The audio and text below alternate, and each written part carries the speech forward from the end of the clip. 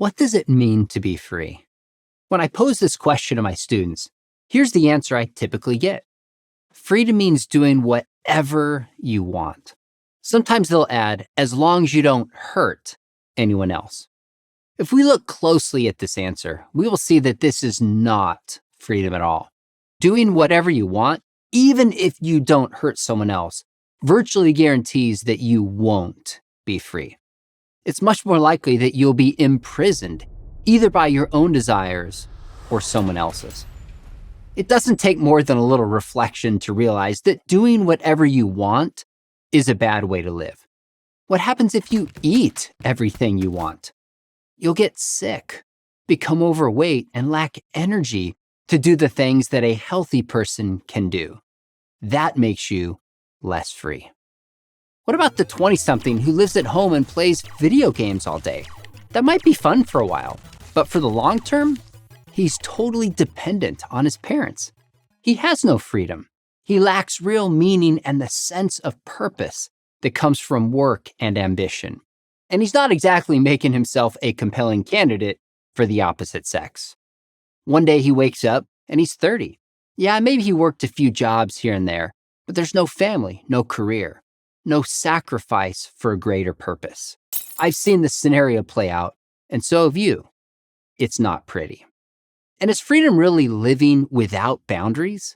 Which is better, banging on piano keys or following an instructor who teaches you to play the piano correctly?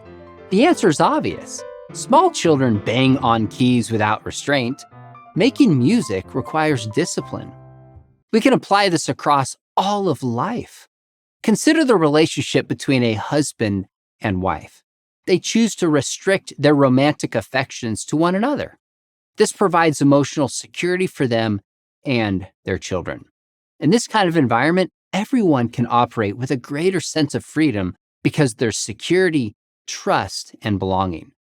This idea that true freedom is only possible within a framework of rules goes way back. It's a major theme of the Bible. You can make a case that it begins with the Bible. It's easy to forget that in the Exodus narrative, God liberated the Israelites from Egypt, not so that they could do whatever they wanted, but so that they would be free to worship him, something they could not do as Pharaoh's slaves. Then in the Sinai desert, he gave them 10 commandments. What are those commandments? They are a series of restraints. The last 5 stated in the negative. Do not murder, do not commit adultery, do not steal, do not give false testimony, do not covet. Can you imagine what our society would be like if we all followed these simple do nots? Well, to paraphrase my friend Dennis Prager, we live in a far better world. Nobody would have to lock their doors. Nobody would have to worry about the faithfulness of their spouse or being the victim of false testimony. It's within these restraints that we experience real freedom because, as we've seen, unrestrained human beings are not free. They're prisoners of their own desires. Let's take this one step further and consider another question. What's so great about being free? The answer I would suggest is found again in the Bible. The Bible begins with the recognition that God is the creator. In the beginning, God created the heavens and the earth. And if there is a creator, by definition, there must be a purpose to his creation. We can easily see the logic of this. Smartphones were created for purpose. So were refrigerators and pocket knives. This is also true for human beings. We were created for purpose. And what is that? From a biblical perspective, it's to be free to love God because he loves us and knows what's best for us, and to love each other, as in love your neighbor as yourself. Start with that and everything else becomes possible. So if you really want to be free, don't reject restraint. Embrace the right restraints, like the 10 Commandments.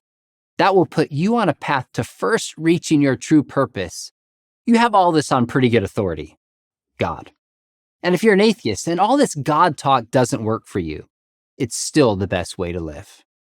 I'm Sean McDowell, Associate Professor of Philosophy at Talbot School of Theology for Prager University.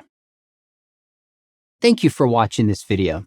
To keep PragerU videos free, please consider making a tax-deductible donation.